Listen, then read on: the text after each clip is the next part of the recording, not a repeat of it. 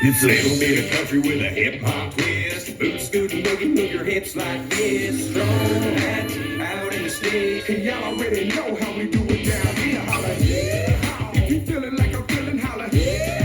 If you drinking like I'm drinking, holla, yeah. If you feeling up the cup, if you see a bad girl, don't tell her saddle up, shout it. Saddle up, saddle up, saddle up, shout it. Saddle up, saddle up, shout it. Saddle up, saddle up, shout it. Saddle up.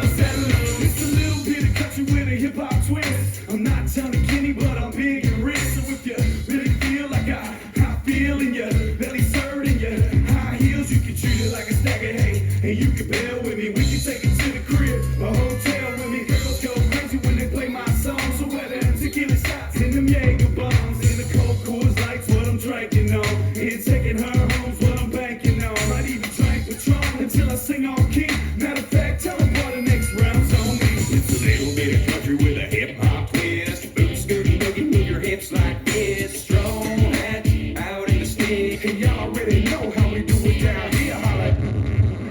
Warning, warning, warning. What you may hear on this show may be sensitive to some viewers, but otherwise, we don't give a fuck. You're listening to Saddle Up 96.1 Skyland, and I got to introduce the host, the main fucking banana is in the house. Welcome, the General Primate. What's up, people? Yeah, you don't sound so fucking, you sound all thugged out, man. Like fucking Suge Knight. What up? What up? What up? It's Wednesday, people. It's Wednesday night. It's Wednesday hump day, man. And, fucking up in this bitch on Wednesday, man. Like, It's been a day. Yeah, it's been a day. It's been an interesting day, man. It's been a long day for me. I'm back. Yeah. Yeah. Fucking started at 6 a.m. Fucking as soon as I started doing the morning show, and then fucking with all the settings and fucking. So, people, today's my birthday. Yup, happy birthday. I appreciate it. And I am past the shenanigans and the bullshit. We start the morning show, and I've heard the Minions, fucking some death metal fucking singing me happy birthday to fucking, I mean, you name it, the Three Stooges, fucking Laverne and Shirley, fucking, every time we go back on the air, I go hit the button and it would override and it would sing happy birthday by somebody. Oh, Jesus. The one I will say I did like was the TV show Three's Company singing me happy birthday. Come knock on my door. We've been waiting for you. Doesn't that sound like a fucking swingers fucking thing? Yeah, I was gonna say it sounds kind of morbid. Yeah, it sounds like Three's Company was a great show, okay? Oh yeah. But the funny thing about it is, like, Jack Tripper had to pretend he was gay because that was a law. There was a law in California about that if you weren't married, then you couldn't have guy and girl roommates. Jesus. But he had to pretend that he was gay. Yeah, I remember that. So you got to remember, this is like the 70s and very early 80s they filmed this show. So if you showed it nowadays, people would be confused because, most gay guys live with hot girls. Exactly. The gay guys are smart enough because when they're in drag, they can wear their makeup. So. Man, you fucked up. I didn't even pretend to be gay. Yeah, I know, right, man? When I was in high school, there was a fucking guy that he said he was gay, and they let him dress in the girls' locker room. I cannot believe they allowed that. And then towards that was like 9th, 10th, maybe it was, because he was a year older than me in class. 11th grade, he had to change by himself because so many parents were throwing a bitch fit. Wow. And then that's kind of crazy. Then come to find out, after high school, he wasn't gay.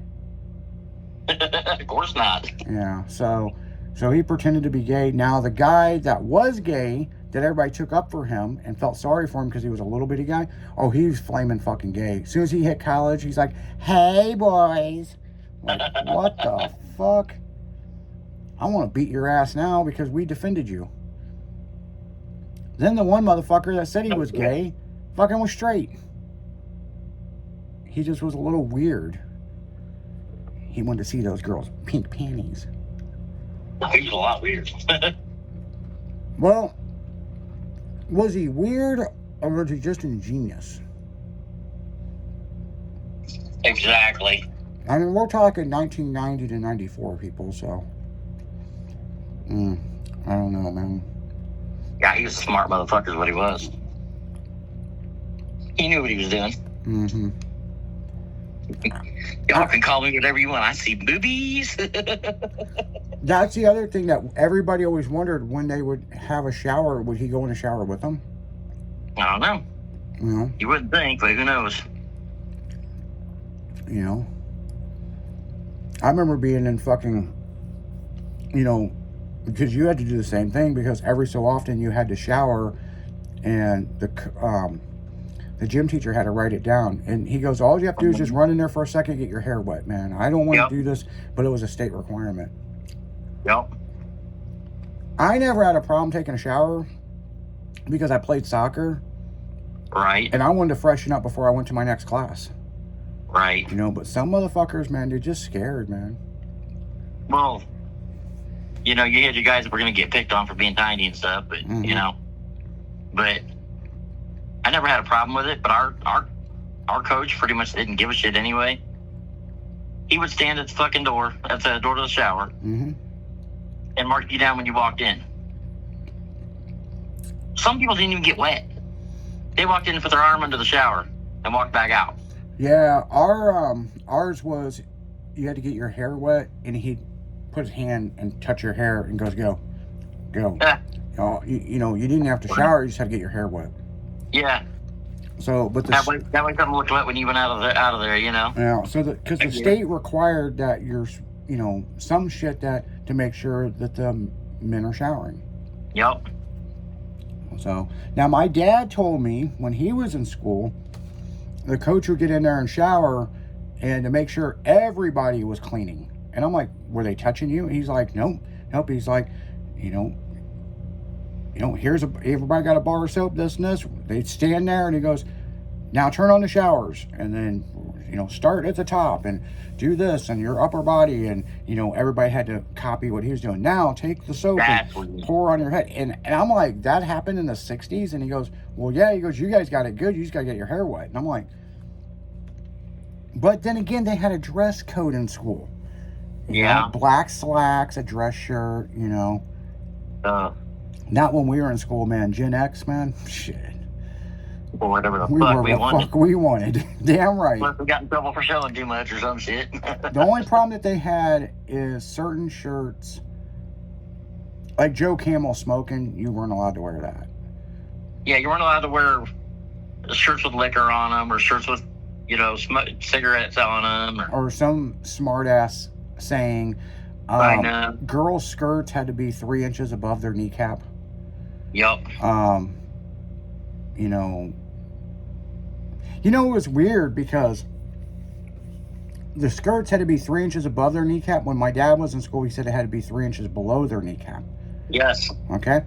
But when it got hot, like 50s and 60s, yeah, that'd be about right. But when it got hot outside, girls were wearing those really short shorts, and they didn't bitch about those motherfuckers.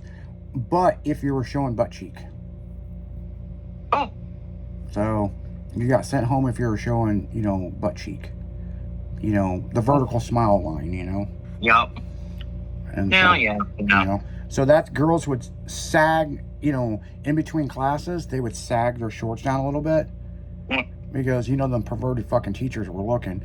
And then they get in class, they'd pull them up. So yeah, I mean... But then after we graduated, man, everything changed in 94 to 95. Oh, no. They went to dress codes. They put fences around the school. Fucking cameras everywhere. Fucking new lockers. You don't have a full-length locker no more. You have a half a locker. Well, at our school in high school, you didn't have a full-length locker until you were a senior. You had half lockers until then. Really? And the seniors had their own hallway. It was actually kind of cool. Yeah, we had senior hallway, and they were the only ones with full-size lockers. till you were a senior, you had a half locker. No shit.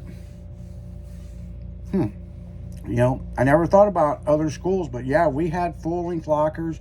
When they went through Granite City High School, they found sawed-off shotguns, handguns, brass knuckles, you know. I mean, we had serious shit going on at our school, and they had to restructure it. Yep. But what's crazy is some of these rifles that were in the school weren't even from our generation. They were from like the 80s. Shit. Because they actually fingerprinted one of them, and one of the kids that graduated in 82. Oh, shit.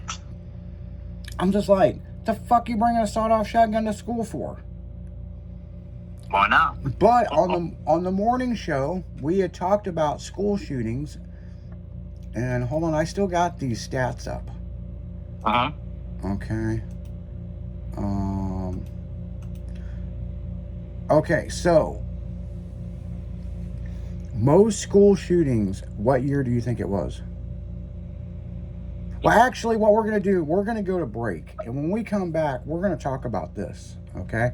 Because this is an interesting subject, and I think it needs to be its own segment. Because, Yeah, probably. you know, we could get deep and dirty with this one, man, because these stats are true, but they're shocking. So, so when we come back from the break, man, we'll be talking about this. You're listening to Saddle Up 96.1 Styling.